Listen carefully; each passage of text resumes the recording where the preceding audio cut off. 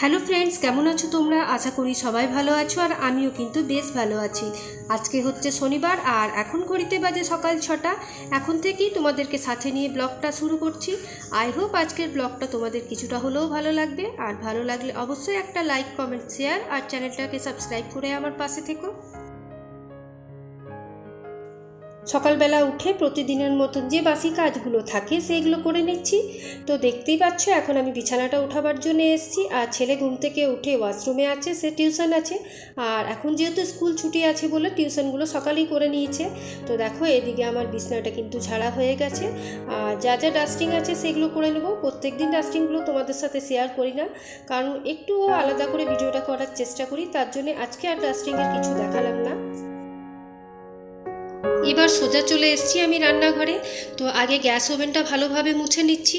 রাত্রেবেলা একবার মোছা হয়েই থাকে, কিন্তু সকালে উঠে আমি আবার পুরো রান্নাঘরটা একবার ভালোভাবে মুছে নিই।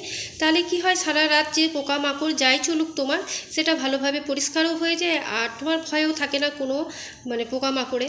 তো সেই জন্য আমি কি করি, একবার ঘুম থেকে উঠে ভালোভাবে গ্যাসের ওভেনটাকে মুছে নিই আর পুরো কাউন্টার টপটাকেও মুছে নিই। তো এখন আমি কাউন্টার টপটা এ পাশটা আর ওই দিক দুটোই ভালোভাবে মুছে নিচ্ছি।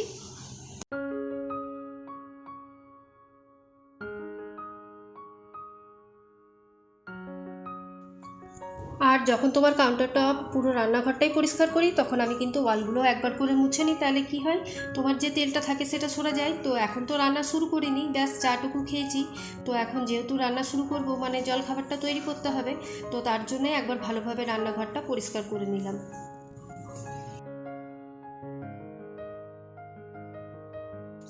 তো দেখতেই পাচ্ছ এদিকে আমার রান্নাঘরটা পুরো পরিষ্কার হয়ে গেল, শুধু জানলার জায়গাটা বাকি ছিল। আর এই জানলাগুলোকে আমাকে প্রতিদিন পরিষ্কার করে নিতে হয়, কারণ তোমার তেলটা বসে যায়।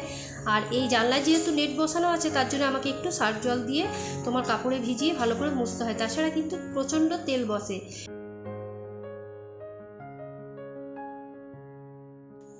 আর এখন ভালোভাবে রান্নাঘরটাকেও মুছে নেব।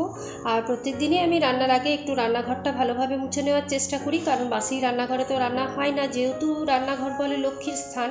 তো সেই জন্যই আমি চেষ্টা করি আমার যতটাই দেরি হোক রান্নাঘরটাকে মুছে তারপর আমি রান্না শুরু করি। আর এখন দেখতেই পাচ্ছ রান্নাঘরের সব কাজ মিটিয়ে চলে এসেছি এখন ঘরগুলোতে। ঘরের প্রত্যেকটা পা মুছো আছে, সেগুলোকে রোদে দেব। তো তাই এখন যেখানে যেখানে পা মোছাগুলো রাখা আছে সেগুলো নিয়ে যেয়ে এই যে দুর্গা মন্দিরের সিঁড়িটা আছে সেখানে ভালোভাবে ঝেড়ে আমি একটু রোদে দিয়ে দিই। তাহলে কি হয়, তোমার যে একটু স্যাঁতস্যাঁতে ভাবটা হয়ে যায়, সেটা কিন্তু ঘন্টাখানেক দিয়ে দিলেই তোমার ওই স্যাঁতস্যাঁতা ভাবটা চলে যায়।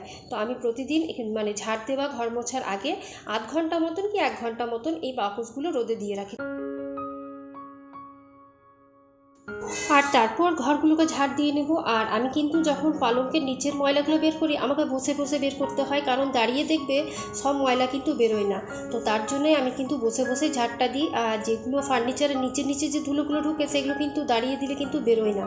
তার জন্য আমি চেষ্টা করি বসে বসে ময়লাগুলো আগে বার করে নিই ভালোভাবে, তারপর তোমার ঝাড় দেওয়ার। আর আমার এই ছোটো রুমটাতে তো জায়গা বেশি নেই, তার জন্য আমার জিনিসই ভর্তি জায়গাটা, তো একটু ঝাড় দিতে অসুবিধা হয়, কিন্তু তবু আমি প্রত্যেক দিন ফার্নিচারের নিচগুলো ভালোভাবে ঝাড় দিয়ে থাকি। আর এদিকে দেখো কত ধুলো বেরোচ্ছে। আর জানো তো কোন দিক দিয়ে যে ধুলো আসে, প্রতিদিন 3 থেকে 4 বার ঝাড় দেওয়া হওয়ার পরেও কিন্তু আমার ঘরে তোমরা প্রতিদিন এতটাই ধুলো পাবে। সকালেও ঝাড় দিলে ধুলো আসে, বিকেলেও, যাই হোক। তো প্রত্যেকদিন এটাই ভালোভাবে ঝাড় দিয়ে মুছে নিই। আর এরপর চলে এলাম সদর দরজাতে একটু জল ঢেলে নিই, কারণ বাসি ঘর রাখতে নেই। তো তাই 1 বালতি জল নিয়ম মতন আমি প্রত্যেক দিন ধরে দিয়ে দিই। আর কিছু কাপড় ভিজিয়ে রেখেছিলাম, এখন সেগুলো ধুয়ে নিয়েছি। তো এখন সেগুলো রোদ উঠেছে বলে মেলে দিই। আর জানো তো প্রত্যেক দিন মেঘলা ওয়েদার করছে, কিন্তু তোমার রোদ কিন্তু সেরকম উঠছে না। তো আর গরমটাও তার জন্য বেড়ে যাচ্ছে।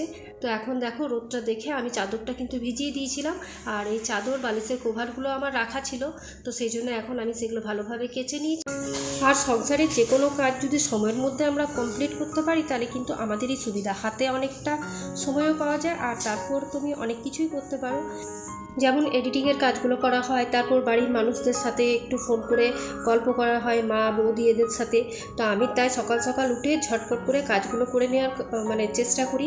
আমার কিন্তু 11টা থেকে 11:30টার মধ্যে রান্না বান্না আর এই ঘরের কাজকর্ম যা থাকে সব কমপ্লিট করে নিই। আর কোনো দিন দেরি হয়ে যায়, যেদিন হয়তো তোমার শরীরটা ভালো লাগে না সেদিনই একটু দেরি হয়, কিন্তু আমি বেশিরভাগ সময়ই, কারণ ভোরেই ওঠা হয় বলে, আমি 11টা থেকে 11:30টার মধ্যে পুরো রান্নাবান্না কমপ্লিট করে তারপর আমি এই ভিডিও নিয়ে বসি। আর তারপর ঘরে একটু ফোন করি, বন্ধু বান্ধব যারা আছে তাদের সাথে একটু কথা বলার চেষ্টা করি। আর এদিকে দেখো আমি চলে এসেছি এখন এই গাছগুলোতে জল দিতে। কিছু ছোট ছোট চারা লাগানো হয়েছে, তো সেইগুলোতে জল দেওয়া হয়নি, কালকে দাদাভাই দিতে পারেনি, তাই এখন আজকে আমি সকালেই এখানে দিয়ে দিচ্ছি। আর এখন কিন্তু খুব একটা সময় হয়নি, এখন সবে 8টা বাজে। তো দেখো এদিকে প্রত্যেক দিন একটু ঝড় বৃষ্টি হচ্ছে বলে তো তোমার সেই জন্য দেখো কত পাতা পড়ে আছে। তো আজকে আর এটা ঝাড় দিলাম না, কালকে সকালে উঠে ভালোভাবে জায়গাটাকে ঝাড় দিয়ে দেবো, শুধু আজকে জল দিয়ে চলে যাবার। এখানে জানো তো প্রচুর গাছ আছে, ছোট ছোট চারা, তো দেখা যাক। আর সত্যি বলতে গেলে এই বাগানে কিন্তু ঢুকতে আমি ভীষণ ভয় পাই, কারণ সাপ পোকামাকড় ভয়ে আছে। আর কালকে জানো তো আমাদের বাড়িতে কিন্তু উঠোনে সাপ বেরিয়েছিল, একদম খরিদ সাপ, আর এখানে জাত সাপগুলোও আছে। তো সেই জন্য আমি খুব বাগানের পেছনে খুব কম আসি, দাদাভাই কিন্তু গাছে জল দিয়ে যায় বেশিরভাগ সময়। তো চলো এখন রান্নাবান্নার দিকে তো এখন ব্রেকফাস্টটা বানাতে চলে এসেছি। আর ছেলেও টিউশন থেকে চলে এসছে, তোকে জিজ্ঞেস করলাম কী খাবি, তো বললো ব্রেড। তো তার জন্য এখন আমি ঘিটাকে ব্রেড দিয়ে একটু সেঁকে নিচ্ছি, কারণ ঘি দিয়ে খেতে ভালোবাসে। আর তার সাথে চা হোক বা হরলিক্স হোক যাই দিই সেটা নিয়ে ও খেয়ে নেবে। তো ব্যাস দেখো আমার ব্রেডগুলো এখন সেঁকা হয়ে গেছে, এগুলোকে খেতে দিয়ে দিই। আর এখন চলে এসেছি স্নান করে তোমার রান্না করতে। তো এখন শুকনো খোলায় মুগ ডালটা ভেজে নিচ্ছি। আর মুগ ডালটা মাঝে মাঝে আমি একটু তেল দিয়েও ভেজে থাকি, তো আজকে ইচ্ছে করলো যে একটু শুকনো করে ভাজি। আর ডালটাকে আজকে পেঁয়াজ রসুন দিয়ে একটু ভোজ ঘরের মতন করার চেষ্টা করলাম, কারণ ছেলে আজকে খেতে চাইছিল যে পেঁয়াজ রসুন দিয়ে তোমার মুগ ডাল। আর বেশিরভাগ সময় আমি কিন্তু মুগ ডালটা নিরামিষই করে থাকি। তো এখন দেখো জল দিয়ে নিয়েছি, আর একটু পরিমাণ মতন তোমার নুন আর হলুদ আর সাম্বার দিলেই হয়ে যাবে। তো এখন ডালটা ভালোভাবে সিদ্ধ হোক, ততক্ষণ আমি আমার যে সবজিগুলো এনেছি সেগুলো কেটে নিই। তো মা আর ছেলের খুব একটা বেশি রান্না করি না, আর যেদিন করি সেদিন কিন্তু অনেকটাই হয়ে যায়। তো এখন আমি ঝুরু ঝুরু করে তোমার কাল্লাটা কেটে নিচ্ছি। আর আমার ছেলে কিন্তু যেদিন ইচ্ছে হয় সেদিন কাল্লা খায়, আর যেদিন ইচ্ছে হয় সেদিন খায় না। তো আজকে খাবার ইচ্ছে হয়েছে, তো তাই আমি এখন একদম আলু ভাজার মতন ঝুরঝুরি কাটতে হবে, আর সেটাকে তোমার মুচমুচে ভাজতে হবে, তবেই খাবে। তো ব্যাস আমি এখন সবজিগুলো কেটে নিই। আজকে রান্নার মধ্যে কিন্তু সবই আমি ভাজাভুজি করেছিলাম। তরকারি বলতে একটাই করেছিলাম, সেটা হচ্ছে তোমার পেঁয়াজ পোস্ত। আর আলু ভাজা করেছিলাম, কাল্লা আর আলু দিয়ে ভাজা করেছিলাম।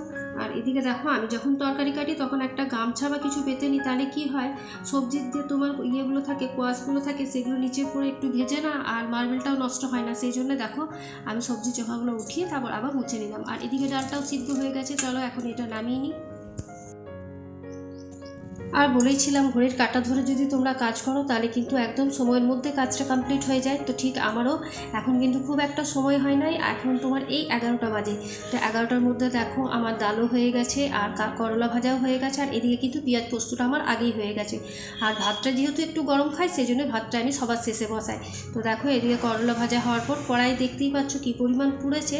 তো একটু জল দিয়ে যদি কিছুক্ষণ ফুটিয়ে নিই তাহলে এই পোড়া ভাবটা চলে যায়। তো ব্যাস সেই।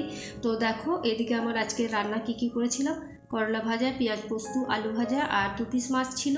তো ছেলের আর মায়ের জন্য 2টো মাছ ভেজে নিয়েছিলাম, আর এদিকে মুগ ডাল। তো ব্যাস চলো আজকের ভিডিওটা এখানেই শেষ করছি, কালকে আবার একটা নিউ ব্লগ নিয়ে তোমাদের সাথে দেখা হবে। ভালো থেকো, সুস্থ থেকো, সবাইকে ভালো রেখো। আজকের মতন এইটুকুই।